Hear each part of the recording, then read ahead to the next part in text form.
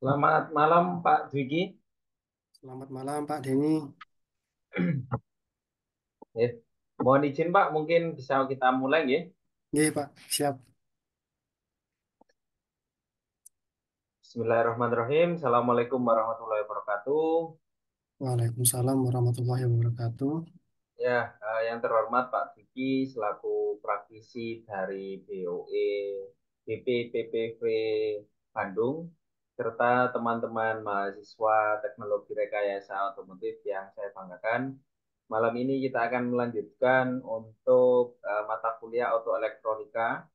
Mohon izin Pak, mungkin pertemuan malam hari ini adalah pertemuan Zoom terakhir ya Pak, karena Iya Pak. depan sudah ujian anak-anak, jadi Hmm, mungkin bisa diupayakan malam ini untuk dimaksimalkan. Untuk teman-teman, ini pertemuan terakhir, jadi minta tolong dimaksimalkan nanti pertanyaan dan lain-lain.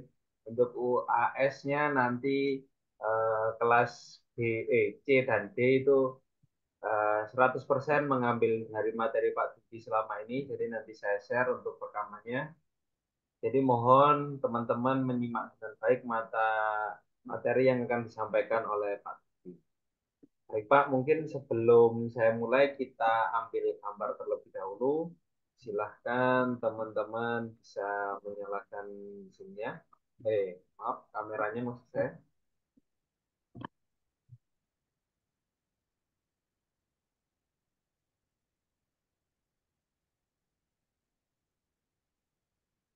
Saya ambil gambar, satu, dua, ya,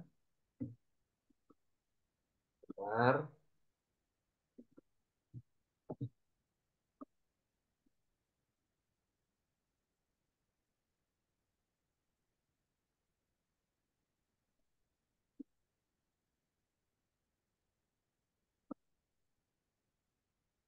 Sekali lagi, satu, dua, tiga.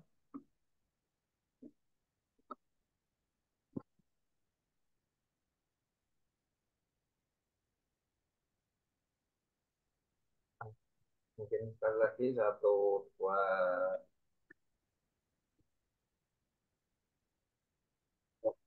Terima kasih. Mungkin itu sedikit pembukaan dari saya, Pak Didi. Waktu dan layar saya silahkan ke Pak Didi. Monggo, Pak. baik Pak. Assalamualaikum warahmatullahi wabarakatuh. Waalaikumsalam warahmatullahi wabarakatuh. Waalaikumsalam warahmatullahi wabarakatuh. Selamat malam teman-teman semua ya. Ini ketemu lagi dengan saya ya di pertemuan, mungkin ini pertemuan yang terakhir ya. Jadi nanti mungkin materinya akan membahas tentang materi kelima dan keenam supaya teman-teman bisa mempersiapkan nanti di minggu depan UAS ya. Nah, untuk materi kita yang kelima ini itu kan materinya adalah MS, kemudian materi keenam atau kita sebut dengan manajemen sistem ya, Electronic Management System, kemudian yang keenam itu akan membahas tentang instrumentasi dan sistem penerangan.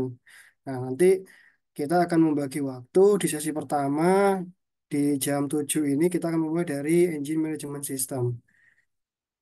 Oke, langsung aja teman-teman semua, saya akan mulai dari materi yang pertama.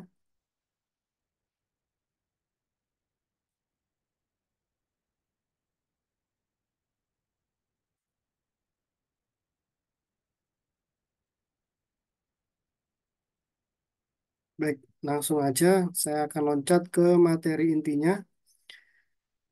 Untuk di awal kita selalu untuk K3 ya sudah sering kita bahas. Sekarang langsung aja masuk ke materi intinya. Baik, teman-teman semua, sebelum kita masuk ke dalam materi pembuka, mungkin ini ada sedikit pengenalan kita ya, pengenalan kita bersama, di mana di dalam gambar yang kita lihat ini, gambarnya sudah terlihat ya. Nah, ini ada orang yang sedang memegang dua buah komponen alat yang sangat berbeda. Yang sebelah kanan, kanan kita dia memegang karburator, kemudian yang kiri dia memegang sistem FI. Apa dasarnya? Dasarnya adalah dari sistem bahan bakar. Nah, yang satu dia menggunakan teknologi konvensional, yang satu menggunakan teknologi FI. Kemudian, mungkin dari gambar ini juga kita bisa melihat konstruksinya, jika kita melihat konstruksi untuk yang mobil atau kendaraan konvensional, itu kita lihat di sebelah kanan itu kita melihat dia seperti ada eh, jarum-jarum ya, jarum yang dia berfungsi untuk menyemprotkan bahan bakar. Itu kita sebut dengan jet needle atau needle jet, kita akan bahas nantinya. Kemudian di sebelah kiri itu di sana ada seperti semprotan yang kita sebut dengan injektor. Nah, injektor ini adalah pengganti dari sistem karburator. Bagaimana prinsip kerjanya masing-masing? Mari kita bahas di slide berikutnya. Memperbaiki sistem manajemen engine. Nah, harapannya di materi kali ini kita peserta pelatihan mampu atau kompeten untuk menyiapkan perbaikan sistem manajemen engine dengan tepat dan benar sesuai dengan buku manual perbaikan. Kemudian dapat mendiagnosa atau melihat kerusakan di dalam sistem manajemen engine dengan tepat sesuai dengan buku manual perbaikan. Kemudian yang ketiga, melaksanakan perbaikan sistem manajemen engine sesuai dengan standarnya. Jadi ketika kita menyiapkan, kemudian kita mendiagnosa atau melihat suatu kerusakan di dalam sistem manajemen, maka ada langkah yang terakhir yaitu kita dapat memperbaiki. Target dari pelatihan kita yaitu teman-teman dapat kompeten atau mampu melaksanakan diagnosa, pemeriksaan, dan perbaikan engine dengan tepat sesuai dengan buku manual perbaikan kendaraan.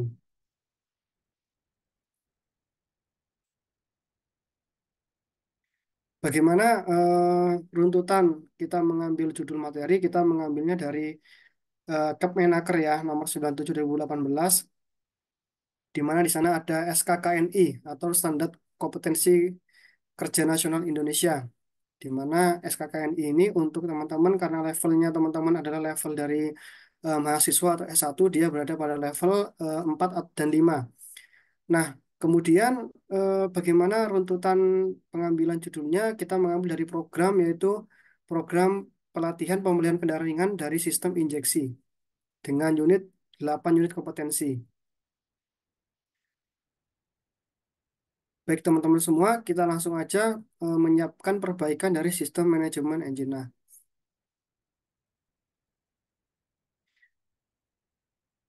baik sejarahnya terlebih dahulu untuk sistem manajemen engine ini dimulai dari tahun 1980 di mana teknologi pertama yang dikenalkan adalah teknologi dari karburator. Salah satu teknologi yang mencampurkan dari bahan bakar kemudian udara dicampur di dalam sistem karburator kemudian masuk ke dalam ruang bahan bakar. Tetapi dengan seiringnya berjalannya waktu, dengan jumlah eh, bahan bakar yang tercampur itu tidak terlalu besar, molekul-molekul bahan bakar atau molekul airnya, sehingga diciptakan suatu teknologi terbaru di mana disebut dengan teknologi EVI. Di mana teknologi EVI ini kita menggunakan penyemprotan dari injektor yang dikontrol oleh disebut dengan ECU atau Electronic Control Unit. Nah, ECU atau ECM sama istilahnya sama, dia mengontrol injektor untuk menyemprotkan dengan molekul yang lebih kecil daripada sistem karburator. Itu ditemukan di tahun 1979. Di mana 1979 tapi baru diperkenalkan di negara kita, di negara Indonesia itu mungkin sekitar tahun 2000-an. Nah, 2000-an, sekitar tahun 2003, 2004 itu baru muncul teknologi EVI. Kita lanjutkan. Untuk memenuhi permintaan exhaust emission dan penggunaan bahan bakar ekonomis, kemampuan pengendara yang telah disempurnakan dan sebagainya. Untuk mengganti sistem karburator disebut dengan EV. Nah, EV ini ada yang kita sebut istilah dari air fuel ratio. Air fuel ratio ini adalah perbandingan dari bahan bakar dan udara atau kita sebut dengan AFR. Nah, AFR itu berbanding dengan teknologi yang digunakan. Kalau teknologi yang digunakan itu adalah karburator, tentunya AFR-nya akan berbanding sejauh eh, lebih besar. Seperti halnya seperti ini. AFR dari suatu mesin adalah 1:14,7. Itu adalah AFR idealnya. 1 itu adalah perbandingan untuk bahan bakar, sedangkan 14,7 adalah perbandingan dari udara. Nah, apabila kita menggunakan karburator, tentu perbandingannya akan jauh dari 1:14,7. Mungkin bisa 2:14,7 atau 3:14,7. Artinya 3 liter berbanding dengan 14,7 dari udara. Nah, ketika perbandingan itu sangat besar, nah ini efeknya sebenarnya adalah dari hemat tidaknya bahan bakar. Jadi kalau misalnya teman-teman atau rekan-rekan memiliki kendaraan yang berbahan karburator, tentunya dia akan lebih boros daripada menggunakan EV. Dari mana asalnya? Dari AFR tadi. Nah, di samping kanan kita ini itu ada suatu gambar yang kita bisa melihat. Kita mulai mungkin dari gambar dari ujung yang dari baterai ya. Sebentar. Dari baterai. Kita bisa melihat di sini baterai. Nah, di baterai ini akan terhubung langsung dia ke dalam ECU. Nah, ECU jadi mendapatkan suatu sinyal atau tegangan dari baterai. Kemudian di sini ada beberapa sensor yang kita sebut dengan throttle position sensor, kemudian intake air temperature sensor, air flow meter, air valve. Saya akan membahas mungkin secara garis besar terlebih dahulu. Untuk ECU di sini dia akan berfungsi sebagai otak dari pengendali sistem yang ada di kendaraan. Nah, bentuknya dia kotak, biasanya dia terletak di bawah dashboard. Nah, ECU ini dia memerintahkan atau membaca kondisi dari beberapa sensor. Kita sebut saja sensor yang pertama adalah sensor dari TPS atau Throttle Position Sensor. Throttle Position Sensor ini berfungsi untuk membaca bukaan katup dari suatu throttle body. Nah, dia akan memberikan sinyal kepada ECU berapa besaran bukaan katupnya. Itu contohnya. Kemudian contoh yang kedua adalah intake air temperature sensor. Ini adalah sensor untuk membaca berapa suhu yang masuk ke dalam ruang bahan bakar. Jadi misalnya seperti ini, teman-teman memiliki kendaraan dan sedang berkendara dalam kondisi jalan yang macet. Kemudian akan berbeda ketika teman-teman mengendarai kendaraan di suatu daerah yang kondisinya dingin. Nah, perbedaan suhu antara dingin dan panas ya ketika suhu ke kondisi macet kan otomatis ada kondisi di mana suhu itu tinggi. Nah, perbedaan suhu itu akan dibaca oleh si ECU yang nantinya akan bertindak akan mengirimkan sinyal kepada injektor di sebelah sini untuk menyemprotkan bahan bakar seberapa sering dia akan disemprotkan. Tentunya ketika ada perbedaan itu yang dikirimkan ke ECU tidak hanya injektor, tapi juga nanti akan berhubungan dengan eh, koil pengapian dan lain sebagainya yang bertindak sebagai eksekutornya. Nah, nanti kita akan bahas lebih dalam. Ini adalah gambaran besar terlebih dahulu, sistem EV-nya. Kita lanjutkan. Baik, perbandingan karburator dan EV. Karburator pada tingkat operasional yang normal, volume udara yang masuk diukur sesuai dengan kevakuman pada ventur dan sebanding dengan jumlah bahan bakar yang mengalir ke dalam nozzle utama pada venturi. Nah, kita lihat terlebih dahulu. Di sini itu teman-teman ya, di sini ada gambar ya kan, di mana jumlah dari bukaan eh, bahan bakar dari nozzle itu akan disemprotkan, di mana dia tidak melihat kondisi pada mesin. Jadi dia mengabaikan kondisi panas, dia mengabaikan kondisi bukaan katup, dia mengabaikan semuanya. Yang dia pahami adalah ketika karburator ini di sistem ini, ketika kita tarik yang namanya tarikan gas, maka dia akan menyesuaikan dengan eh, putaran dari gas tersebut. Jadi dia tidak akan berpengaruh terhadap suhu, tekanan, maupun kondisi-kondisi yang lain di dalam mesin. Sedangkan kalau misalnya kita menggunakan EV, kita lihat di EV ini, di sini ada air cleaner atau kita sebut dengan saringan udara.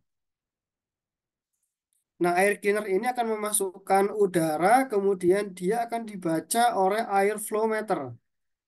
Air flow meter itu biasanya menggunakan sensor disebut dengan manifold absolute pressure atau manifold air flow. Nah, dia akan membaca berapa sih debit udara yang masuk. Nah, nantinya sensor itu akan memberikan sinyal ke ECU.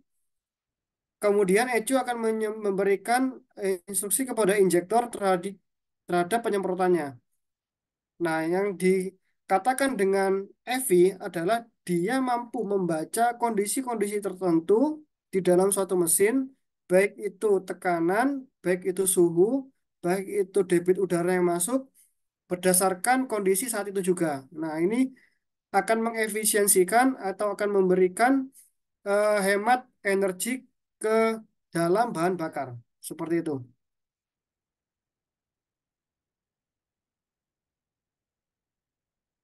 Kemudian perbandingan karburator dan EV. Nah,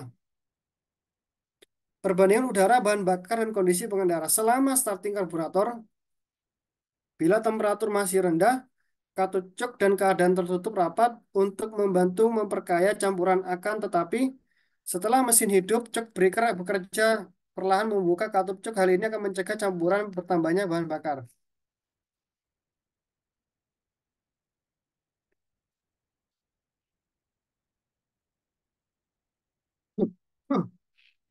Nah, maksudnya seperti ini. Ketika kita eh, membuka cok breaker ya, atau di kendaraan atau sepeda motor kita buka coknya, nah itu akan memberikan campuran bahan bakar yang kaya. Nah, campuran bahan bakar yang kaya itu akan memberikan campuran yang nantinya akan membuat dari bahan bakar itu sendiri nantinya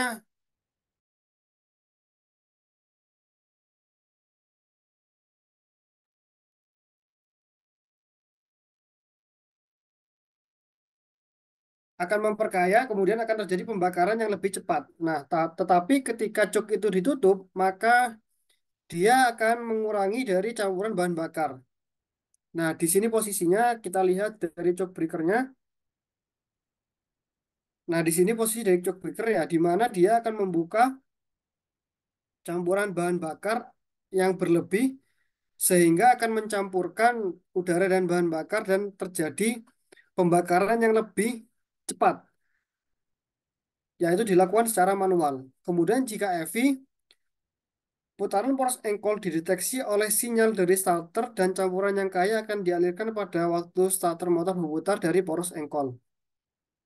Nah, ini akan diberikan eh, berupa penyemprotan di mana dia akan melihat dari putaran dari poros engkol. Poros engkol ini akan berkaitan dengan crankshaft ya, di mana di crankshaft nanti ada sensor disebut dengan CKP, crankshaft position sensor. Kemudian untuk perbandingan udara bahan bakar dalam kondisi cuaca dingin. Nah, sistem cuk untuk karburator akan melakukan fungsinya pada temperatur rendah untuk mendapatkan campuran bahan bakar yang kaya. Jok valve dapat bekerja secara manual atau otomatis. Nah, di sini kalau misalnya dia menggunakan karburator, dia akan menggunakan dari bukaan pedal di dalam jok valve-nya di sebelah sini. Nah, tetapi jika untuk EV, dia nantinya akan menggunakan sinyal listrik yang dibaca oleh sensor. Nah, sensornya tadi berupa poros engkol itu juga bisa menggunakan eh, sensor CKP. Kemudian untuk akselerasi, untuk mencegah campuran kurus selama akselerasi, nah campuran kurus ini di dalam karburator itu atau di dalam sistem bahan bakar adalah percampuran di mana udara itu lebih banyak daripada bensin. Kita sebut dengan campuran kurus. Sedangkan campuran gemuk itu di mana bahan bakar itu lebih banyak daripada udara. Saya ulangi lagi, kalau campuran kurus adalah bahan bakar lebih sedikit dari udara. Sedangkan campuran gemuk itu adalah campuran yang lebih banyak daripada udara. Nah, campuran kurus selama akselerasi, pada saat throttle valve membuka dari posisi tertutup penuh, sejumlah bahan bakar yang disemprotkan melalui saluran khusus untuk mengkompresi keterlambatan pengiriman dari nozzle utama. Maksudnya adalah eh, ketika campuran itu kurus, artinya bahan bakar itu jumlahnya lebih sedikit, maka akan dikejar penyemprotannya menggunakan choke valve tadi yang dikirimkan melalui nozzle. Nah, ini untuk yang karburator. Kita lihat dari gambar ini, dia akan menyemprotkan dari sini ya, dari pump jet ini, kemudian dia akan mengirimkan bahan bakar ketika sejumlah campurannya itu kurus. Kemudian kalau sistem EV, di mana sistem EV yang bertekanan tinggi dengan serentak diinjeksikan dengan perubahan volume udara.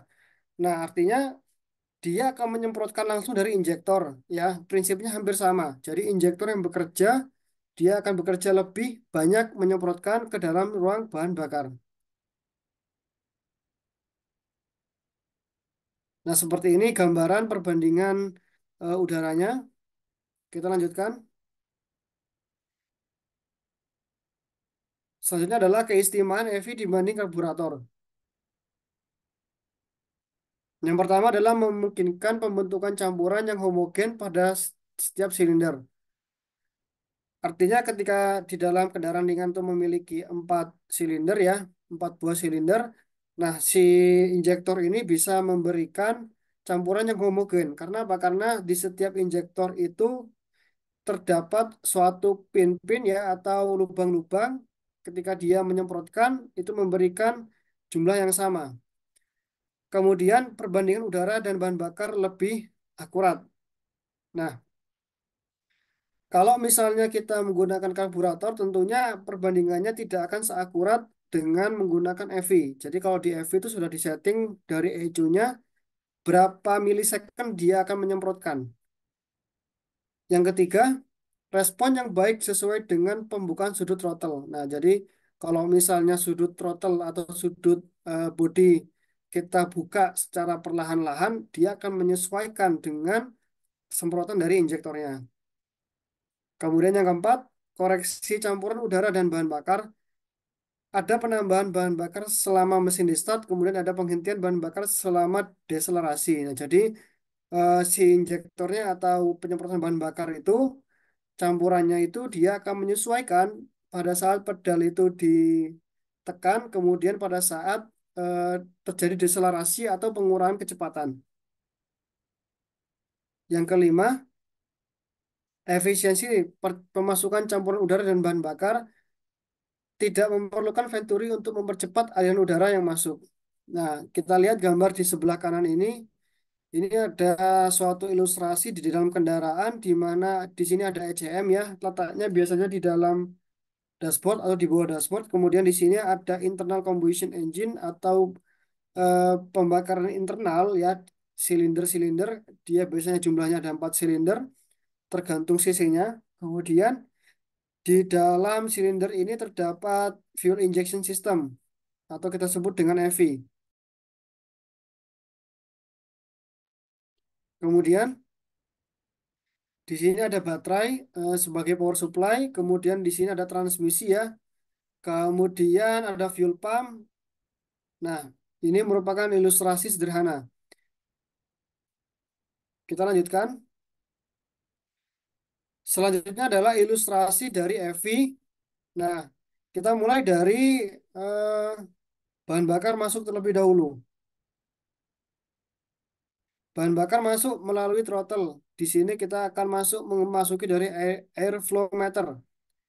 Kita sebut dengan airflow meter atau disebut dengan MAF, Mass Airflow Meter, atau MAP, Manifold Absolute Pressure. Nah, di sini dia akan membaca seberapa besar udara yang masuk, akan dikirim ke ECU. Selanjutnya di sini akan masuk ke dalam throttle body. Jadi setelah saringan udara, masuk airflow meter, kemudian masuk ke dalam throttle. Nah, dibaca oleh throttle position sensor, di sini akan membaca bukaan katup dari throttle, dikirimkan ke ECU. Selanjutnya, ketika dia melewati throttle, dia akan melewati yang disebut dengan manifold pressure sensor atau MAP, di mana fungsinya adalah membaca tekanan dari udara. Saya ulangi, kalau misalnya di sini itu kita membaca udara yang melewati, jumlah debit udara yang melewati, kemudian di sini dia akan dibaca adalah tekanan dari udara itu sendiri. Kemudian akan dikirimkan ke ECU. Nah, di dalam suatu kendaraan itu tidak ada dua sensor yang sama. Contoh, maksudnya gini. Maksudnya ketika airflow meter itu ada, maka manifold absolute pressure itu tidak ada. Jika kebalikannya, jika di dalam kendaraan itu ada sistem manifold pressure sensor, maka airflow meter tidak ada. Jadi hanya ada satu sistem yang digunakan. Kenapa seperti itu? Karena di dalam kendaraan itu ada eh, kendaraan dengan tipe L dan tipe D. Nah, nanti kita bisa akan bahas. Intinya adalah salah satu di antara airflow meter dan manifold pressure sensor itu salah satu di antara kedua itu harus ada. Kemudian masuk ke dalam injektor. Nah, di injektor ini tentunya kita tahu dia warnanya merah karena ini sebagai aktuator. Aktuator sendiri artinya dia sebagai pengeksekusi atau memberikan tindakan. Sama seperti badan kita ya. Jadi di badan kita tuh ada sensor seperti mata, telinga, di mana fungsinya adalah untuk membaca kondisi. Kemudian eh, indera indera kulit kita, peraba, nah itu sebagai membaca kondisi. Kemudian ada sebagai tindakan. Dia bertindak sebagai eksekutornya. Contoh ketika kita eh, mendapatkan kejutan cahaya misalnya di mata kita ya kan, terus kita kaget. Nah, kemudian tangan kita menutup menutup mata kita secara cepat. Nah, respon itu disebut dengan respon tindakan.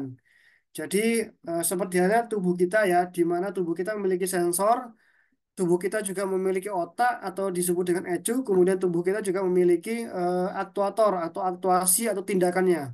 Nah, sama halnya dengan di mesin.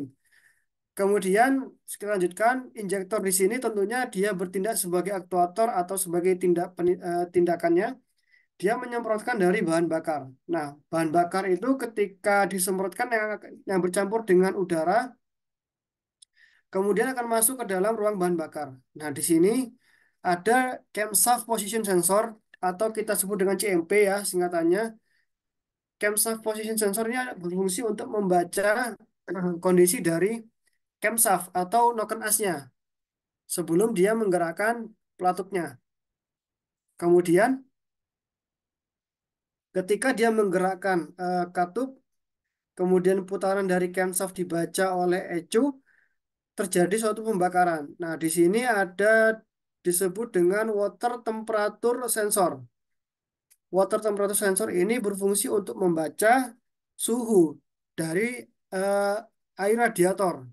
Ya, air radiator yang dibaca. Jadi ketika suhunya dikatakan itu panas, maka radiator akan menyala. Suhunya berapa suhu idealnya mesin? Itu suhunya operasionalnya adalah 90 sampai 100 derajat. Jadi jika suhu itu sudah mencapai di atas 90 sampai 100, di atasnya itu misalnya 120, 130, maka akan menyalakan kipas dari radiator. Nah, yang membaca itu adalah water temperature sensor. Kemudian di sini ada udara yang terlewatin. Nah, di sini di udara keluar itu ada oksigen sensor, di mana oksigen sensor itu berfungsi untuk membaca kadar oksigen yang ada dari pembuangan.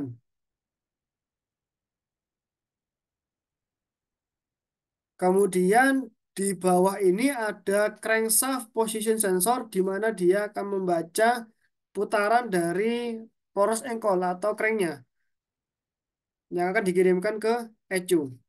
Nah, jadi kurang lebih seperti itu ya untuk oksigen sensor di sini posisinya ada dua.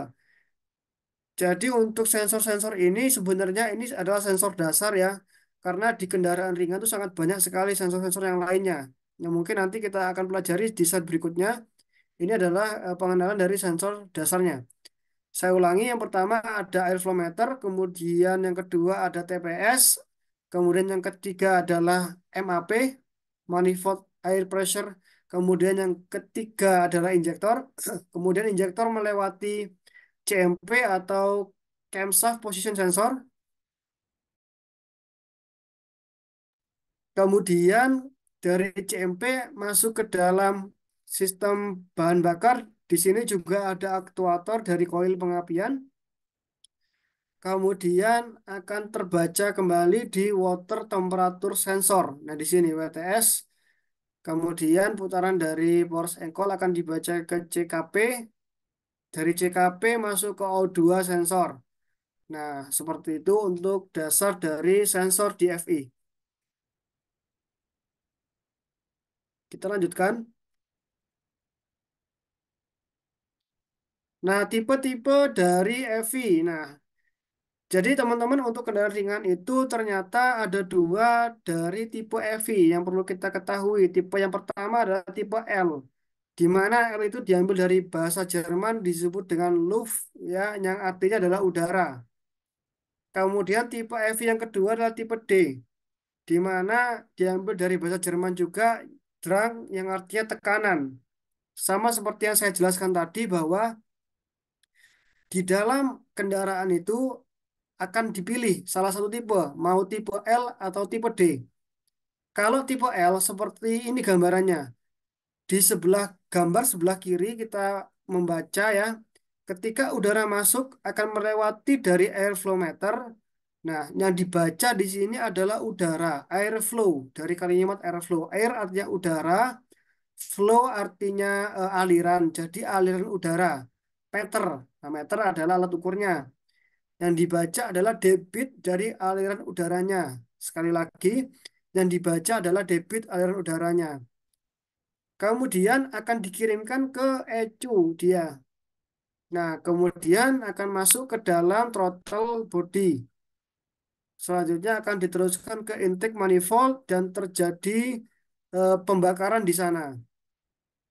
Untuk posisi dari eh, sensornya itu letaknya adalah sebelum dari throttle body. Jadi dia akan dibaca sebelum masuk ke throttle oleh airflow meter. Alat sensornya disebut dengan MAF atau mass airflow. Mass airflow. Nah, kemudian untuk yang tipe D, nah tipe DFI, eh, kita lihat gambar yang sebelah kanan ya, karena tipe D ini artinya adalah tekanan, maka yang dibaca adalah tekanan udaranya. Udara masuk melewati throttle, kemudian dia akan dibaca ketika mendekati dari intake manifold.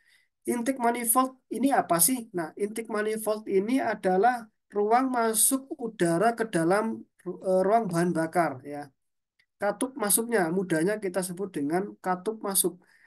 Nah, kemudian akan dibaca tekanannya oleh sensor MAP atau manifold pressure sensor. Nah, manifold pressure sensor ini akan membaca tekanan di mana ketika udara itu mengalir cepat, maka akan berbanding lurus dengan tekanan. Saya ulangi lagi, korelasi atau hubungan antara udara dengan tekanan adalah berbanding lurus. Jadi ketika udara itu mengalir cepat, maka tekanannya akan tinggi. Nah, ketika MAP ini membaca bukaan katup, semisal katupnya terbuka penuh, maka udara yang masuk akan banyak. Nah, ketika udara masuk banyak, berarti tekanan akan meningkat. Nah, dikirimkanlah dia ke ECU. Kemudian dari ECU, dia akan membaca kondisi-kondisi yang lain, kemudian akan mengirimkan sinyal nantinya ke dalam eksekutor, bisa injektor dan pengapian. Nah, seperti itu kira-kira untuk gambaran dari tipe L dan tipe D.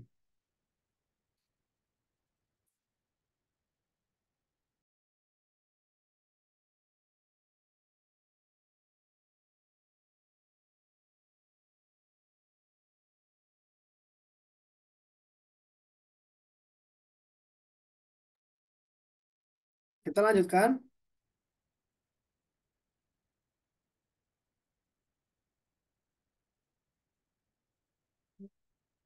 Oke. Kemudian ada lagi tipe K elektronik di mana ini sama dengan tipe L ya. Prinsipnya hampir sama dengan tipe K. Nah, tapi kebanyakan di dalam tipe kendaraan ringan, baik itu di industri, ada dua tipe, tipe L dan tipe D. Tipe K ini termasuk tipe yang jarang. Selanjutnya, kita akan membaca tiga komponen utama atau konstruksi dasar dari EVI. Nah, konstruksi dasar EVI yang pertama kita membacanya sebagai Electronic Control System, di mana di sini ada sistem sensor-sensor yang ada,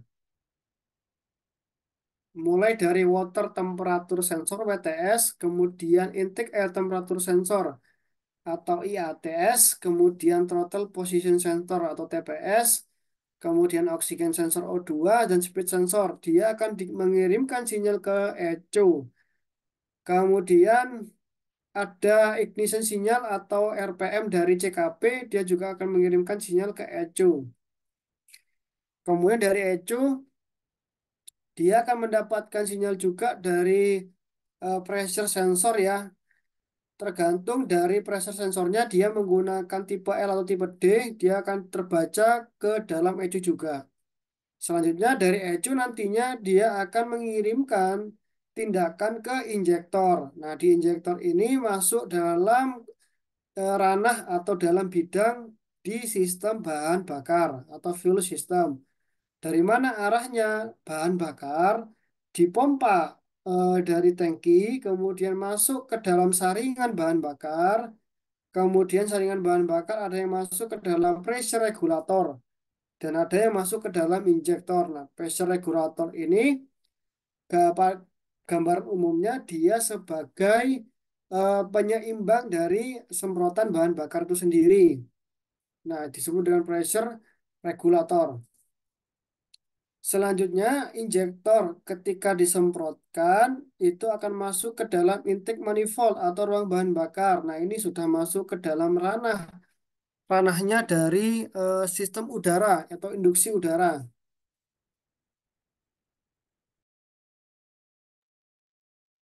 Nah, ranah dari induksi udara ini, teman-teman semua, dia ada masuk dari air cleaner atau salingan udara, masuk ke dalam throttle body. Nah, di sini akan masuk ke dalam ESC valve atau idle speed control valve. Nah, di mana fungsi dari ESC ini adalah menstabilkan udara ketika throttle body tidak dibuka. Jadi ketika teman-teman tidak menekan pedal gas atau tidak menarik pedal gas, nah itu kondisinya masuknya udara itu melewati ESC valve akan masuk ke dalam surge tank, kemudian masuk ke dalam intake manifold. Nah, ketika injektor dan udara tadi tercampur, maka akan masuk ke dalam ruang silinder untuk terjadi pembakaran. Itu konstruksi dasar untuk EVI.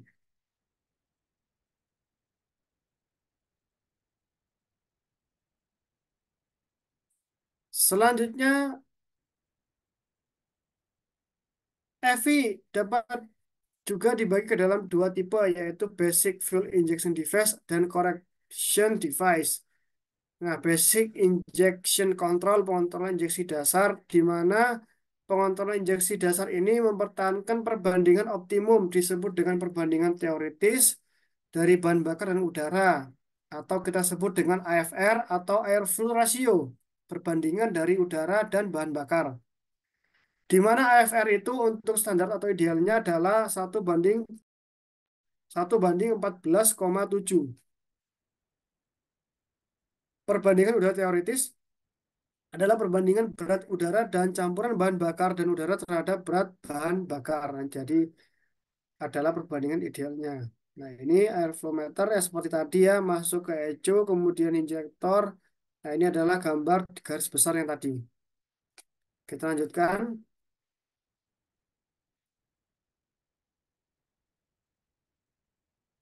Nah, bagaimana konstruksi aliran udara itu masuk? Nah, jadi kita lihat ya, ini ilustrasinya adalah ketika pedal kita tekan, ya kemudian dia akan membuka posisi dari throttle ya. Kemudian akan mengalirkan dari udara melalui airflow, kemudian masuk ke dalam intake manifold atau katup in.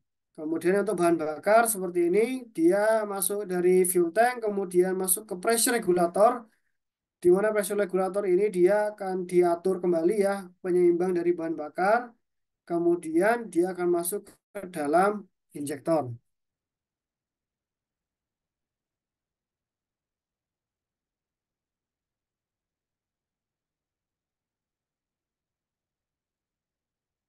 Selanjutnya adalah bagaimana mendeteksi udara masuk. Nah, pendeteksian udara masuk itu ketika dia low RPM atau putaran rendah, jadi si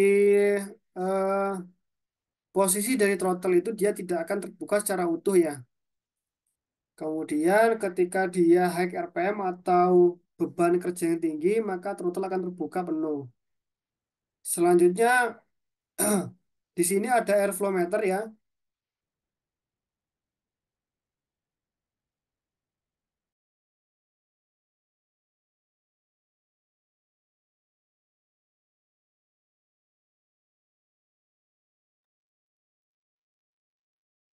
Di sini ada airflow meter di mana ketika dia tertutup, maka airflow meter ini akan membaca kondisi dari udaranya.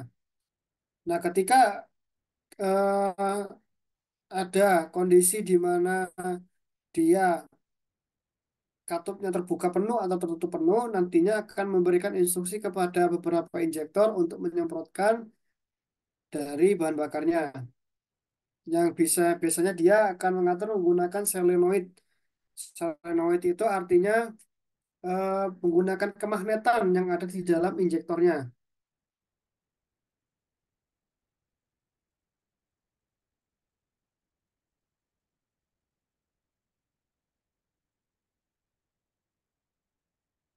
Injection timing dan durasinya. Nah, tipe injeksi dalam EV sistem ada tiga macam. Yang pertama adalah tipe serentak, yaitu tipe serentak dia ke dalam penyemprotannya. Kemudian yang tipe injeksi yang kedua adalah tipe injeksi dibagi menjadi dua grup ya. Kemudian yang tipe ketiga independen adalah tipe yang disebut dengan masing-masing. Nah, kalau misalnya kita lihat ke dalam tipe atau gambar yang sebelah kanan ini, di mana kita ketahui di satu sistem ada empat langkah, ada langkah kompresi, ada langkah hisap, hisap, kompresi, kemudian kerja, dan langkah buang. Nah, berarti ketika dia mencapai setengah langkahnya, maka injektor itu akan berfungsi. Jadi ketika kompresi ini ada, kemudian terjadi combustion. Nah, di sini combustion atau pengapian atau pembakaran terjadi. Kemudian exhaust langkah buang dan intake langkah masuknya. Jadi hanya di langkah dari combustion atau langkah pembakarannya.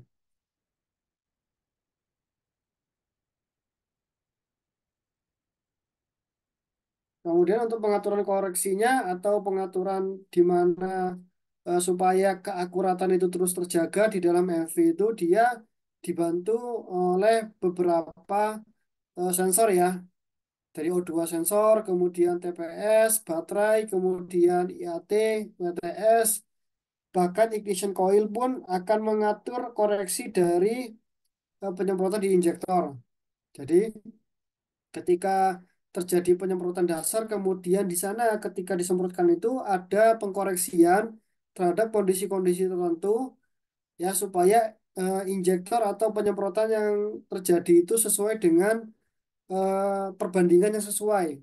Berapa yaitu 1:14,7 yang tadi kita sudah pelajari stokiometrinya. Satu untuk bahan bakar, kemudian 14,7 itu untuk udara.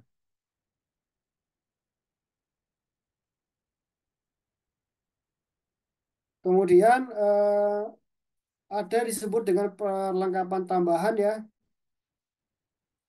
disebut dengan cold start injector, di mana cold start injector ini untuk meningkatkan kemampuan mesin pada saat kondisi mesin dingin. Jadi ketika mesin dingin, otomatis diperlukan penyemprotan yang lebih kaya akan bahan bakar. Nah, disebut dengan cold start injector. Fungsinya yaitu untuk memberikan kaya atau campuran yang lebih gemuk ya, campuran lebih gemuk ya, sehingga mesin itu akan hangat atau cepat, panas lebih cepat seperti itu teman-teman. Ini konstruksinya adalah di sini baterai, kemudian di sini masuk kontak, kunci kontak, kemudian akan masuk ke dalam injektor. Nah, di sini ada cold start injektor, di mana dia akan mengalirkan bahan bakar terlebih dahulu. Di sini jadi ada dua, ada dua injektor. Injektor yang pertama, kemudian injektor yang kedua. Jadi di dalam sistem udara dia masuk, kemudian dia dicampur terlebih dahulu, kemudian masuk lagi dan tercampur lagi, sehingga percampuran dari bahan bakar tersebut akan lebih kaya.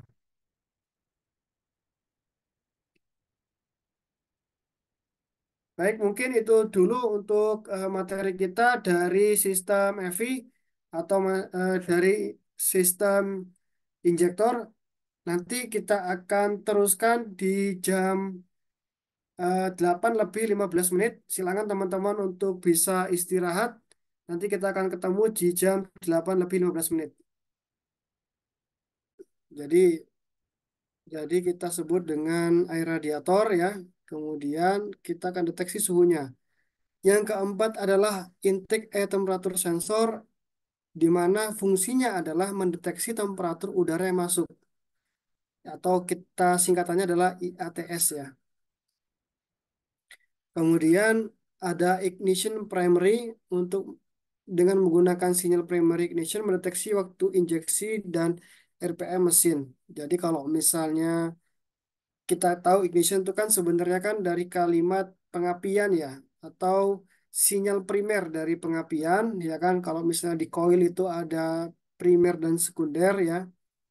Nah, sinyal primernya itu yang digunakan untuk menginputkan kapan waktunya injeksi. Jadi ketika si bahan bakar itu disemprotkan, kemudian bertepatan dengan sinyal sinyal dari koil. Nah, sinyal dari koil yang primer itu maka dia akan memberikan percikan dari busi.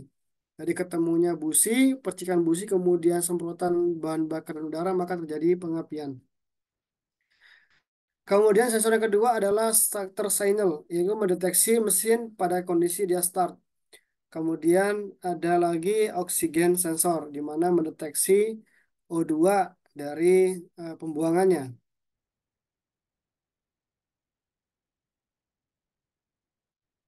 Nah, secara garis besar, masing-masing sensor itu terkirim ke ECU, kemudian ada resistor relay yang intinya nantinya ujungnya adalah di injektor.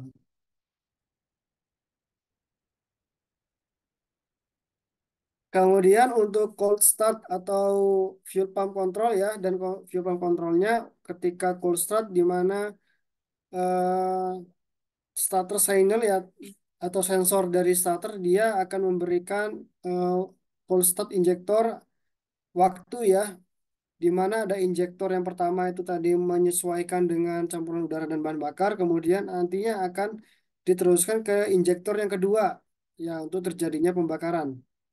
Jadi untuk kondisi cold start control ini ada dua injektor yang digunakan. Kemudian yang kedua adalah pengontrolan dari fuel pump, di mana eh, untuk starter signalnya di mana dia menggunakan relay ya. Relay itu kita ketahui ada yang dengan 4 kaki dan 5 kaki. Nah, biasanya yang digunakan adalah 4 kaki, di mana dia meneruskan sinyal ke fuel pump. Kemudian dari fuel pump meter dia akan meneruskan nantinya ke air valve-nya. Seperti ini untuk gambaran dari air flow meter ya. konstruksinya, di mana dia akan membaca atau mendeteksi volume udara yang masuk ke dalam ke dalam sistem udara. Nah, bagaimana cara kerjanya? Cara kerjanya di sini kita lihat teman-teman ya. Bila resistan P1 sampai P5 yang mempunyai nilai resisten yang sama dirangkai secara seri dan bila tegangan 12 volt, jadi ada tegangan masuk dari baterai yang nilainya sama dengan baterai itu 12 volt dialirkan pada sirkuit tegangan pada P5 12 volt, P4 9 volt, P3 6 volt, P2 3 volt, dan P1 0 volt. Gerakan measuring plate mendeteksi tingkat tegangan yang mengirimkan ke ECU berupa sinyal tegangan yaitu Vs. Jadi cara kerjanya adalah si voltage sinyal ini, kita pakai kursor terlebih dahulu ya. Nah, si baterai ini akan mengirimkan sinyal input berupa 12 volt. Nah, nantinya pergerakan dari jarum atau plate-nya kita lihat di sebelah kanan ini, dia ada plate yang bergerak ya. Di sini ada porosnya. Dia akan bergerak ke kiri dan ke kanan sesuai dengan putaran jarum jam atau berlawanan jarum jam. Dia akan bergerak. Nah, pergerakan ini akan dibaca oleh potensiometer. Potensiometer, kita ketahui potensiometer dia akan merubah tegangan berdasarkan dari pergerakan dari measuring plate. Jadi ketika dia bergerak ke kiri, nah, kemudian ke kanan, nah itu akan berubah tegangannya. Nah, awalnya 12 volt, kemudian dia akan merubah sinyalnya menjadi 9 volt atau 6 volt atau 3 volt atau 0 volt. Nah, perubahan itu yang nantinya akan dikirim ke ECU. Kita lihat garis ini voltage signal to ECU. Jadi ada masuk 12 volt kemudian dirubah menjadi P1, P2 atau P3 kemudian akan dikirimkan ke ECU berupa sinyal tegangan. Nah, seperti apa grafiknya seperti ini ya.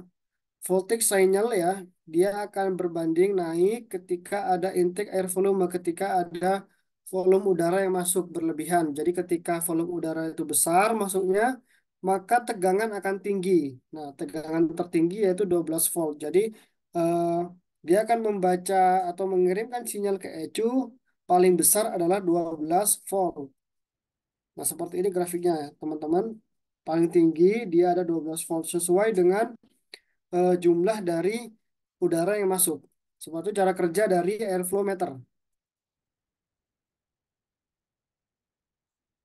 Kemudian ada idle mixture adjusting screw. Nah, kalau kita ketahui adjusting screw ini fungsinya adalah untuk memperkaya udara atau memperkecil udara.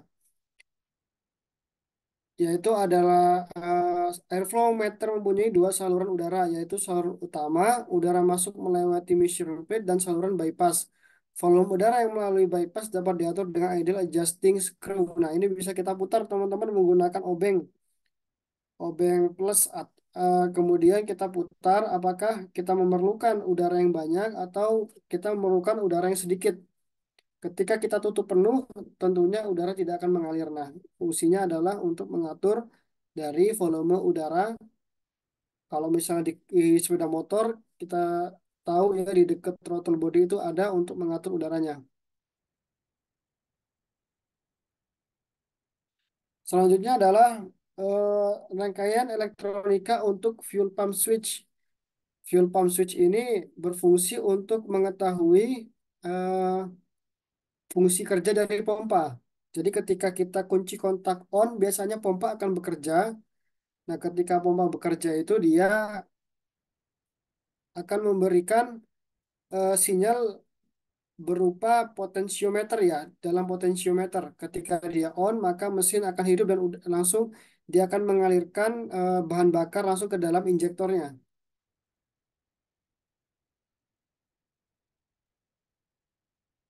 Kemudian ada TPS, Throttle Position Sensor. Nah, di TPS ini dia memiliki tiga colokan, ya, tiga colokan atau tiga terminal. ada terminal satu, terminal 2 dan terminal 3. Nah, terminal satu ini dia berfungsi untuk tegangan masuk berupa tegangan baterai yaitu 12 volt. Kemudian ada TL ini disebut dengan massa. Kemudian ada PSW ini nantinya disebut dengan output eh, dari bukan katupnya. Jadi yang masuk itu adalah 12 volt. Kemudian dia akan dirubah oleh TPS menggunakan pergerakan katup, dia akan keluar sekitar 1 sampai 5 volt.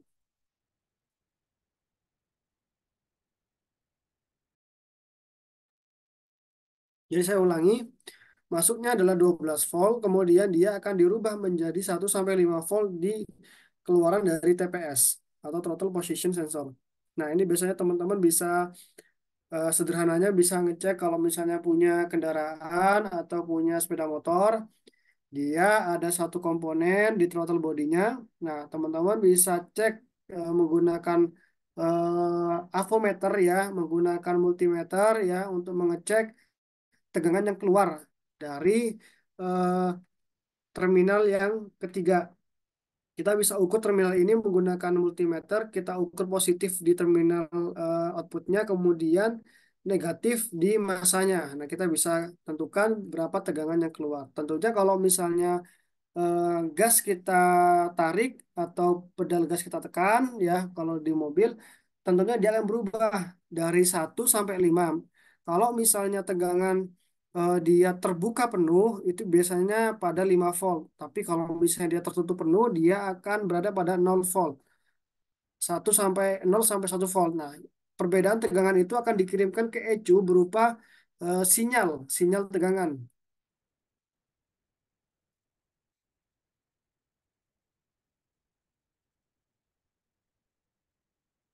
Selanjutnya ini masih throttle position sensor. Nah, selanjutnya ada sensor temperatur air atau eh, kita sebut dengan WTS juga bisa, water temperature sensor, ya. Di mana sensor ini mendeteksi suhu air pendingin atau air radiator dengan termistor yang ada dalamnya. Bila suhu air pendingin panas atau tinggi, sinyal tegangan yang dihasilkan THW akan rendah. Selanjutnya, sinyal yang dikirimkan ECU sehingga ECU akan mengirimkan bahan bakar yang diinjeksi. Begitu juga pada kondisi air pendingin rendah, ECU akan menambah penginjeksian bahan bakar. Maksudnya adalah ketika THW atau misalnya sinyal dari WTS, water temperature sensor ini membaca dari suhu pendingin itu eh, dalam suhu kondisi dingin, maka dia akan memberikan injeksi bahan bakar semakin besar. Untuk apa? Untuk menghangatkan dari kondisi mesinnya. Tetapi kalau misalnya kondisi mesin sudah hangat, maka waktu penginjeksian bahan bakar akan dikurangi. WTS juga eh, akan berpengaruh, water temperature sensor ini akan berpengaruh terhadap kerja dari putaran kipas radiator. Nah, bagaimana cara dia mengirimkan sinyal? Jadi ketika dia memiliki suhu, semakin tinggi suhu akan mempengaruhi dari resistensi dari atau tahanannya. Nah, ini kita sebut dengan grafik NTC ya. NTC di mana semakin tinggi nilai dari temperaturnya maka akan berbanding turun dengan tahanannya. Seperti ini. Sehingga jika tegangan masuk berupa tegangan baterai nantinya akan diolah oleh resisten ini, akan dikalikan dengan resisten ini, kemudian akan menghasilkan tegangan output. Nah, tegangan output nantinya akan dikirimkan ke ECU dari tahanan dari resistannya.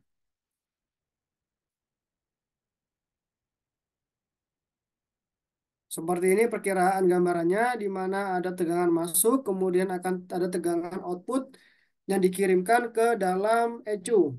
Nah, seperti ini dia akan tegangan masuk, kemudian akan mengalir ke dalam THW berupa water temperature sensor. Dia akan membaca suhu mesin, suhu pendingin, maaf, suhu pendingin di mana ketika suhunya itu di atas 80 derajat Celcius, berarti dia akan terbaca terhadap suhu yang panas. Ketika suhunya panas, maka akan mempengaruhi dari penyemprotan dari injektor, kemudian akan menghidupkan kipas dari air radiator, di mana THW ini dikirimkan ke ECU.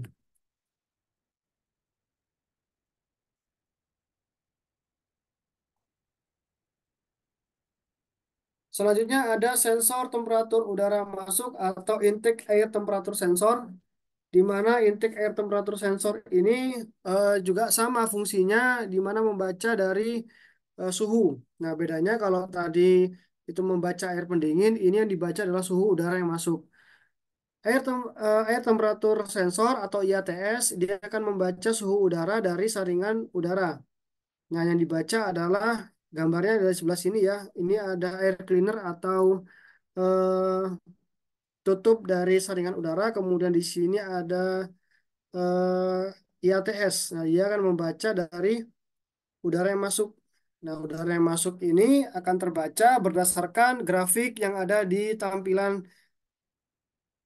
Nah, grafik ini ketika suhu udara itu meningkat, maka akan mempengaruhi tahanan dari IATS. Semakin tinggi grafiknya, semakin tinggi suhunya, maka akan semakin turun dari tahanannya. Nah, jadi ketika tegangan 12 volt itu masuk, akan diolah kembali oleh tahanan, kemudian akan dikirimkan ke ECU berupa sinyal tegangan.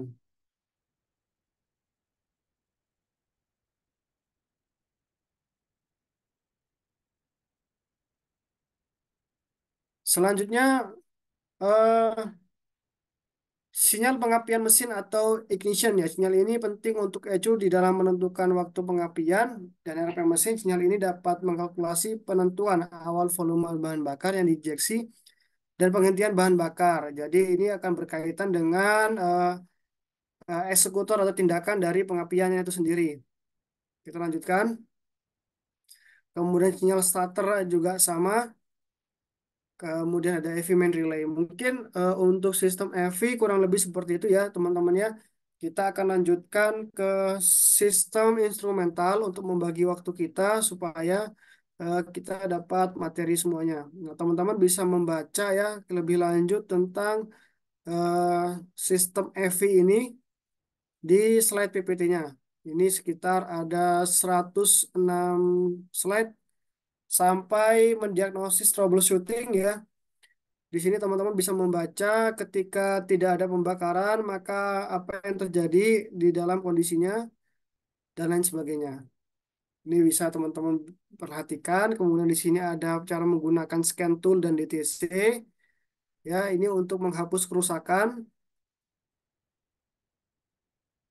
Untuk menghapus kerusakannya, kemudian untuk mereset kondisi dan mengecek kondisi dari aktuasinya.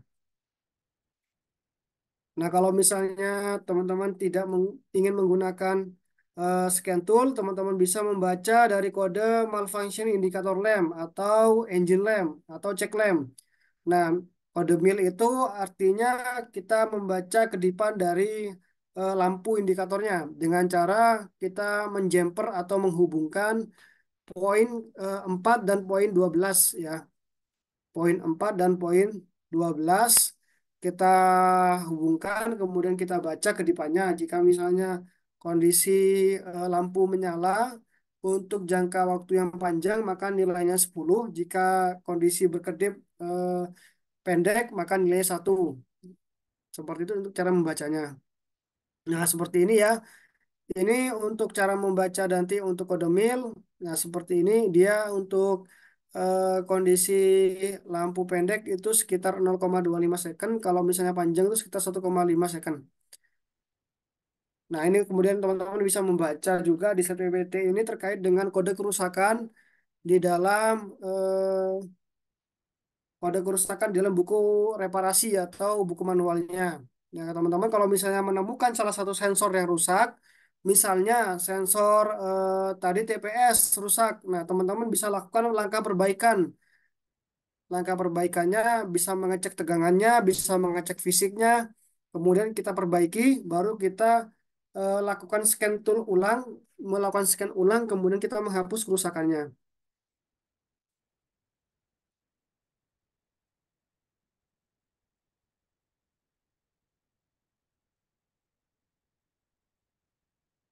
Kemudian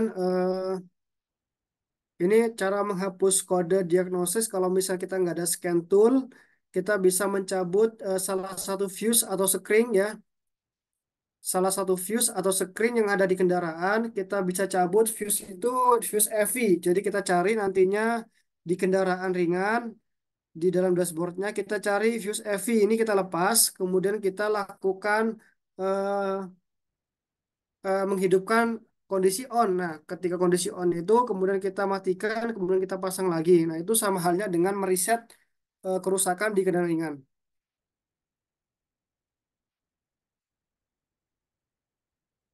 Mungkin seperti itu untuk sistem manajemen engine ya. Kita lanjutkan, teman-teman nanti bisa membaca untuk skat PPT-nya.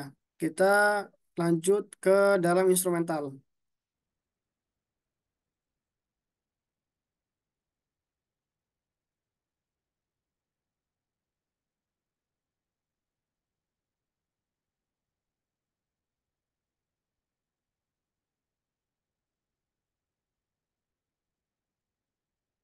Baik, melakukan perawatan instrumen kelistrikan atau sinyal sistem penerangan. Nah, tentunya di dalam satu kendaraan itu terdapat sistem kelistrikan berupa lampu, kemudian klakson, dan lain sebagainya ya. Sistem penerangan di luar dari sistem mesin. Nah, sistem penerangan ini berfungsi untuk menghidupkan lampu depan ya, lampu kota dan lampu belakang. Bila dari sumber tegangan ada dua jenis, yaitu penerangan AC dan penerangan DC. Ya, jadi kalau misalnya kita ketahui sumber tegangan itu ada dari baterai langsung untuk lampunya, kemudian ada mungkin dia dari spool atau kemagnetannya. Jadi kita bisa mengetahui bahwa sumber dari kelistrikan itu bisa ada dari DC dan AC.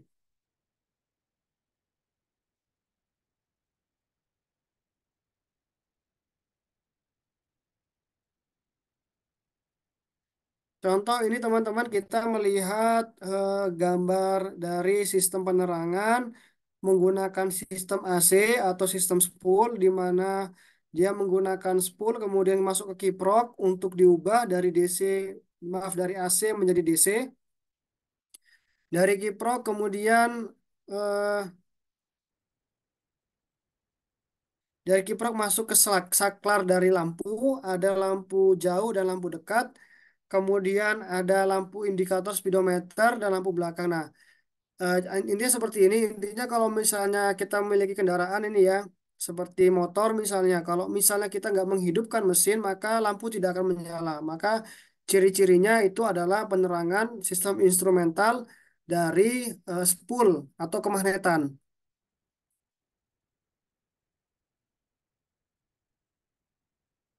Selanjutnya, penerangan AC atau kita sebut dengan plus lampu kota ya, di mana di sini kita lihat perbedaannya adalah di sini ada lampu speedometer, kemudian ini lampu jauh dekat dan lampu indikator juga sama.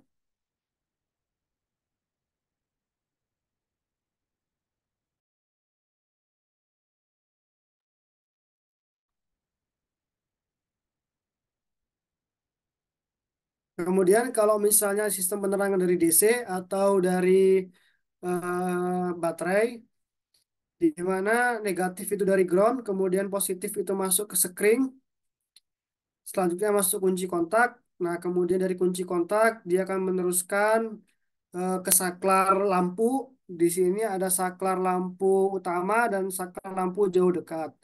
Nah, kalau misalnya saklar lampu kita hidupkan, untuk yang utama akan menghidupkan speedometer. Kemudian untuk yang jauh dekat, itu juga kita bisa lakukan dengan manual switch ya, atau switch saklar lampu jauh dan dekatnya. Seperti halnya dengan sistem AC, kalau misalnya dia DC juga ada penerangan sistem DC langsung. Jadi ketika kita menghidupkan suatu kendaraan, ya kan, nah si baterai itu langsung mensuplai dia langsung ke lampu, baik itu lampu jauh dekat tanpa melalui saklar utama. Jadi perbedaannya ada di saklar utama ini. Perbedaannya ada di sini. Selanjutnya kita lihat lampu. Nah, lampu ini kita lihat bagian-bagiannya di mana di lampu itu ada bola lampu, kemudian ada dudukan lampu. Bola lampu dan dudukan lampu itu sebagai tempatnya. Kemudian di sini ada reflektor atau pemantulan cahayanya. Jadi ketika lampu itu dipantulkan, maka dia akan mengalir melalui reflektor. Kemudian di sini ada skru penyetelan untuk mengatur seberapa seberapa jauh pemantulan dari cahayanya. Jadi kita bisa mengatur sudut pantulannya. Kemudian di sini ada penutup sinar untuk di bagian depan. Kemudian ada kaca bias, yaitu kaca biasa ya, kaca spion. Nah, untuk lampu memiliki dua filamen ya teman-teman ya, lampu dekat dan lampu jauh. Ya, kalau padanya lampu dekat, filamen terletak lebih ujung dari titik api dan bagian bawah filamen diberi penutup yang bertujuan agar sinar filamen hanya memantul atas menuju lengkungan reflektor. Jadi kalau misalnya posisi yang A ini, dia lampu dekat, dia hanya memantul ke bawah arah eh, ke arah ground atau tanah ya, ke arah tanah dia. Sedangkan kalau lampu jauh dia memantulkan dua sisi, yaitu sisi atas dan sisi bawah. Kita lanjutkan. Nah, tipe lampu depan ada semi seal beam, kemudian ada seal beam, kemudian untuk seal beam dia ada lampu biasa dan lampu halogen. Nah, teman-teman kalau misalnya tahu di dalam kendaraan ringan kemudian dan sepeda motor itu juga ada lampu halogen yang biasanya kita ganti dari lampu biasa kita ganti ke lampu halogen yang lebih terang. Baik, lampu biasa. Lampu biasa adalah lampu-lampu yang menggunakan filamen atau kawat pijar. Nah, seperti teman-teman, jadi ada filamen atau kawat pijarnya. Kalau misalnya dia putus ya, bisa kelihatan secara visual atau mata. Kita juga bisa kita juga bisa melihatnya itu dengan menggunakan avometer. Nah, kalau misalnya menggunakan avometer, kita hubungkan positif di sini, kemudian negatif ke bodinya, seperti itu. Kemudian eh, kita juga bisa melihat secara visual ya untuk melihat filamen dari lampunya. Kemudian kalau lampu halogen, nah lampu halogen ini lampu yang memiliki kecerahan yang lebih cerah biasanya daripada lampu biasa. Cara kerjanya terlihat dari gas halogen di antara gas-gas lainnya dalam lampu halogen. Secara kimia, gas halogen pada lampu butir merah akan bereaksi dengan uap atau butir hitam yang kemudian menghasilkan halida tungsten. Pada saat filamen tungsten itu membara, tungsten akan menguap. Gas halogen mengikat uap tungsten tadi menjadi tungsten halida. Jadi ada perubahan dari halogen menjadi halida ketika halida tersebut menyentuh filamen yang akan sedang kemudian jadi intinya adalah ketika si gas halogen nantinya akan bereaksi dengan uap dari tungsten ya kan dia akan menghasilkan gas halida dan halida nanti akan menghidupkan filamen dari gas halogennya kemudian dia akan memberikan cahaya yang lebih terang daripada lampu biasa.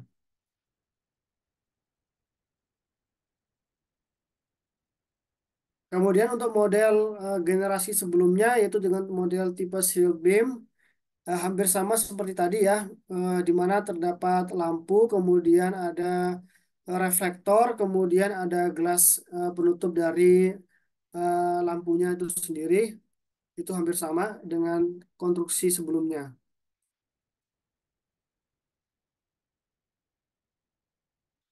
Apa saja komponen dari sistem penerangan? Yang pertama ada baterai, kemudian ada fuse, ada sekring, kemudian ada generator, kemudian ada regulator rectifier kiprok, kunci kontak, saklar lampu, saklar ini dan lampu depan. Nah, tentunya kalau misalnya kita kaji yang pertama, baterai sebagai sumber tenaga, fuse sebagai pengaman, atau sekring sebagai pengaman, kemudian generator itu sebagai spool atau kemagnetannya untuk sumber pengisian, kemudian masuk ke regulator atau rectifier kiprok untuk mengubah dari AC menjadi DC, kemudian masuk kunci kontak ya sebagai switch, saklar juga sebagai switch, sampai masuk ke lampu depan atau lampu kepala. Nah, ini gambarnya seperti ini teman-teman untuk yang sebelah kiri. Ini ada kiprok. Kemudian sebelahnya lagi di sini ada fuse atau screen. Kemudian sebelahnya lagi ini ada regulator. Kemudian atau kemagnetan. Kemudian di bawahnya ada saklar lampu eh, dim, jauh dan dekat. Kemudian ada saklar lampu sen kanan dan kiri. Kemudian di sini ada kunci kontak dan terakhir adalah lampu depan.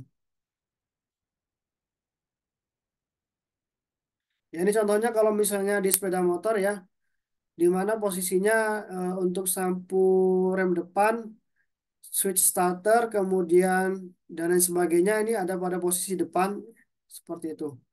Kemudian sistem sinyal. Sistem sinyal ini disebut juga dengan lampu sen ya, atau lampu belakang, atau lampu klakson, atau kondisi posisi gigi transmisi. Di mana sistem sinyal atau sistem kelistrikan ini kita mulai awalnya dari baterai. Kita lihat dulu baterai, kemudian dia mengalirkan sekitar 6 sampai 12 volt. Kemudian dia mengalirkan melalui sekring. Nah, dari sekring ini kemudian di sini ada sistem pengisian. Sistem pengisian AC atau DC yang nantinya akan masuk ke dalam rectifier kiprok, dia akan dirubah. Nah, dia bisa masuk pengisian ke baterai ataupun output keluar. Kalau output keluar dia akan mengarah ke kanan. Kalau misalnya pengisian berarti dari generator ini akan masuk tegangannya ke baterai.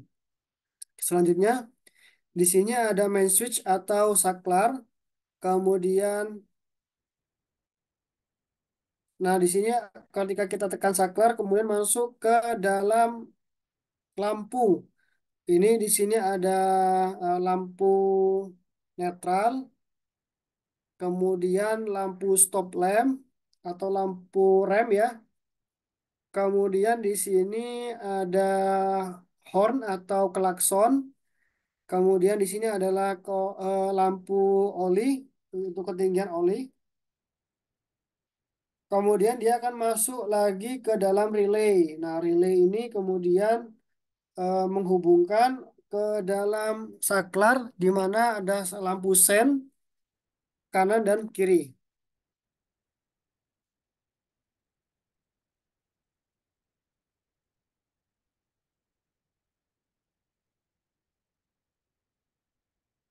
Ya, kita tahu lampu sen ini dia bekerja untuk penunjuk arah kanan dan kiri, di mana lampu sen ini dibantu dengan sebuah flasher namanya. Flasher ini adalah alat untuk mengubah tegangan dari sekitar 5 ke 1 atau 5 ke 3 ya. Jadi dengan interval waktu yang cukup cepat antara 60 sampai 120 kali setiap menitnya. Jadi dia akan memberikan perubahan tegangan untuk mematikan dan menghidupkan lampu sen tersebut. Nah, kemudian kita bisa melihat di dalam flasher ini ada beberapa tulisan di mana dia akan mengindikasikan yang pertama adalah tegangan kerja flasher, di mana tegangannya adalah 12,8 volt. Kemudian kedipan tiap menit itu 85 kedipan per menit, 85 kedipan. Kemudian ada kapasitas dari bola lampu yang dipakai. Nah, ini kapasitasnya adalah 10W kali 2 plus 3,4W atau rentang sekitar 13,4 watt ya. Kemudian ini di bawah lagi juga ada beberapa spesifikasi yang kita bisa baca dari spek flasher itu sendiri.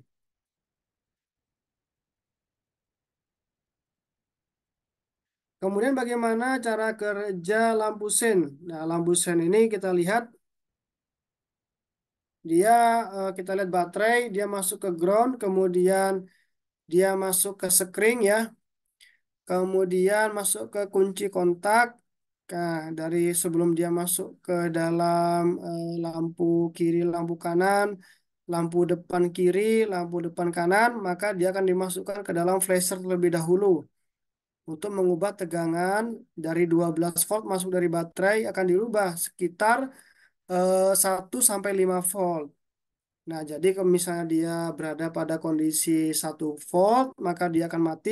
Kemudian di mana kondisinya 5 volt, dia akan hidup dalam rentan waktu yang cukup cepat. Ya, tadi contohnya adalah 85 kali kedipan per menit.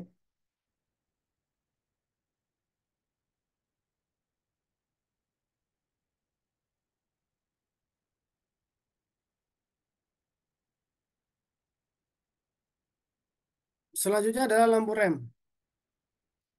Lampu rem kita ketahui adalah lampu yang berfungsi untuk menghidupkan sinyal rem, stop lamp, tepat saat kita menginjakkan dari rem. Kalau misalnya kita tekan rem ya, di situ ada suatu alat disebut dengan switch rem ya, switchnya atau saklar remnya, di mana dia akan menghubungkan ketika kita tepat menginjakkan rem. Dari mana cara kerjanya? Dari sini baterai, kemudian dia akan masuk ke dalam fuse.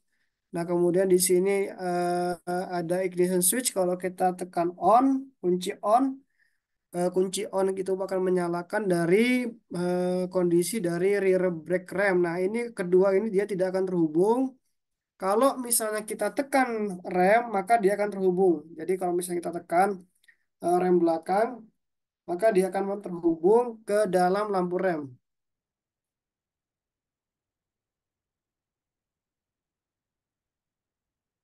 Kemudian untuk sinyal klakson. Nah, sinyal klakson ini berfungsi sebagai tanda dalam kondisi emergensi atau sebagai peringatan, di mana klakson itu sendiri memiliki getaran ya standarnya adalah 1800 sampai 3550 Hz yang sudah diatur oleh peraturan itu sendiri. Jadi tidak boleh lebih dari frekuensi getarannya karena dapat mengganggu pengendara lain. Kemudian untuk yang wiring diagramnya, kelistrikannya, ini ada aki, kemudian dia akan masuk ke fuse, kemudian dari fuse itu akan masuk kunci kontak. Nah, ketika kunci kontak on, maka di sini ada switch bell atau switchnya klakson. Ketika kita tekan, maka akan menghidupkan dari klakson itu sendiri. Nah, klakson itu sendiri dia akan terhubung dengan massa. Jika massa ini terputus, maka belnya akan rusak, tidak bisa menghidupkan klakson itu sendiri. Selanjutnya untuk klakson menggunakan pengendali negatif. Kalau misalnya ini kita menggunakan pengendali positif sebelumnya, kita menggunakan pengendali negatif.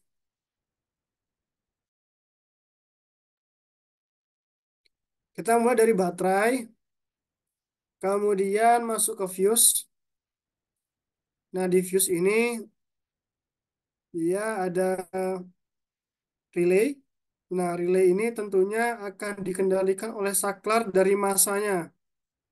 Nah, saklar massa ini akan dihidupkan ketika dia mendapatkan grounding, maka di sini akan mendapatkan massa negatif ya, akan bertemu dengan positif dari 85. Nah, ketika positif dan negatif bertemu pada suatu kumparan, maka akan terjadi kemagnetan ke dalam relay sehingga switch itu akan menekan. Nah, kemudian akan meneruskan positif dari 30 menuju 87 ke klakson. Jadi, yang dimaksud dengan pengendali negatif itu teman-teman adalah si saklar itu ketika dia kita tekan saklar klakson itu, maka dia akan mengalirkan massa negatifnya menuju 86 dan 85, kemudian terjadi kemagnetan. Saya ulangi untuk yang sebelumnya pengendali positif. Nah, kalau positif itu yang diatur adalah positifnya. Jadi negatifnya sudah eh, nempel ke dalam klaksonnya. Jadi hanya putus nyambungnya hanya di positifnya. Ini untuk pengendali positif.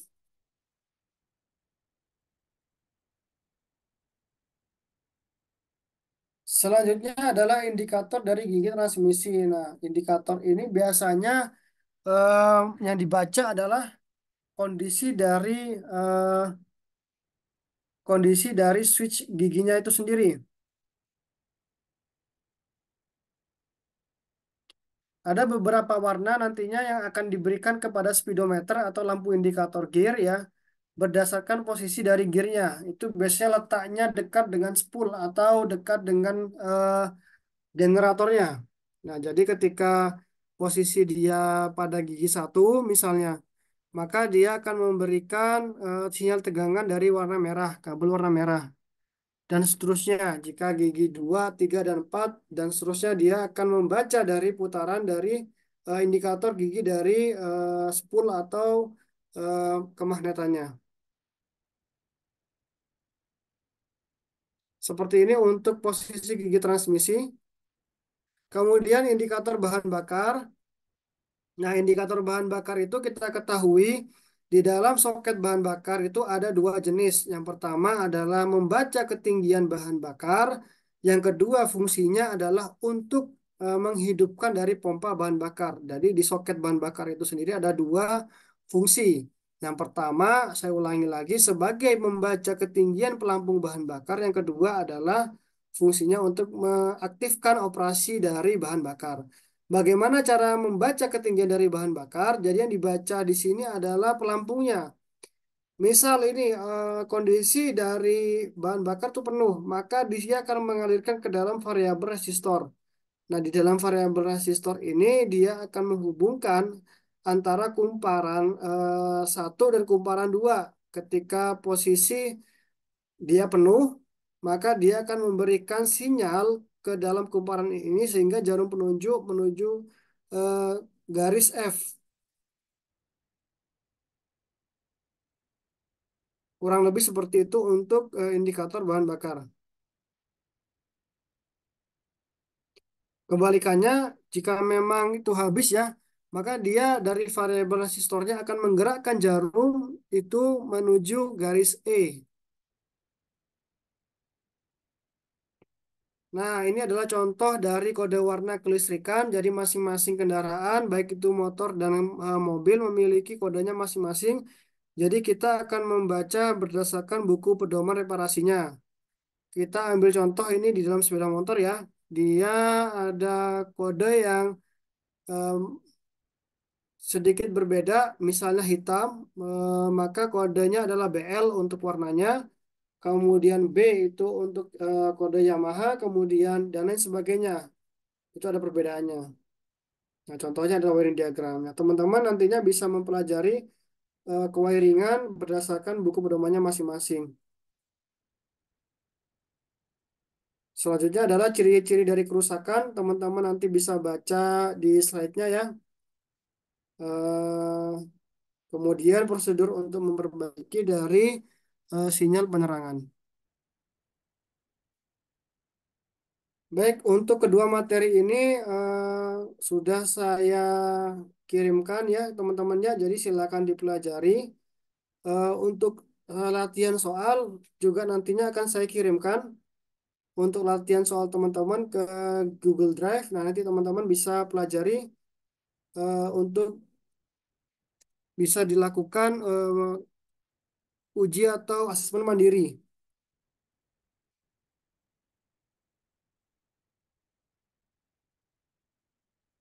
Baik, teman-teman.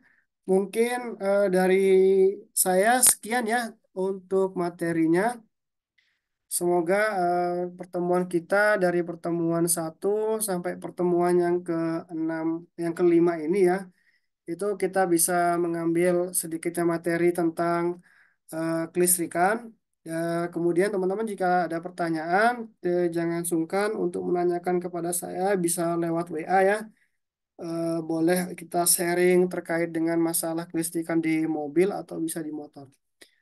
Mungkin itu saja dari saya, Pak Denny. Mungkin saya bisa serahkan Pak Denny sekarang ya.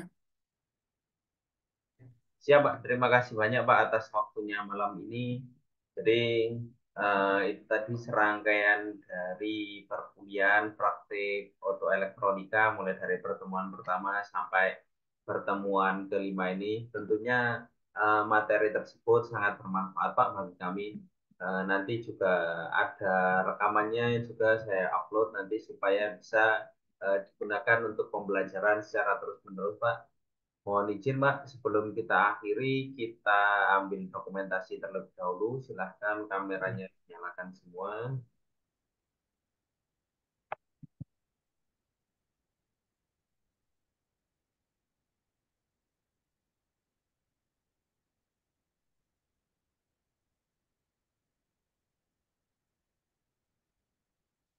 Ya, saya ambil dokumentasi. Silahkan mungkin bisa kayak jempol semuanya. Satu, dua, tiga. Sekali lagi. Satu, satu, dua. Ya, terima kasih semuanya atas waktunya malam hari ini. Semoga apa yang kita pelajari hari ini menjadikan sebuah manfaat bagi kita semua. Sekali lagi saya ucapkan terima kasih kepada Pak Dwiki yang sudah membersamai selama 5 pertemuan ini. Eh, Nanti saya harap ada komunikasi lebih lanjut ya Pak. Mungkin bisa jadi Siap. mengajar praktik semester depan ataupun di adik tingkatnya lagi. Ya. Begitu mungkin sekian dari saya. Saya akhiri. Assalamualaikum warahmatullahi wabarakatuh. Waalaikumsalam warahmatullahi Waalaikumsalam warahmatullahi Mohon wabarakatuh. izin menutup link Zoom Pak. Ya, Pak. Terima kasih, Pak.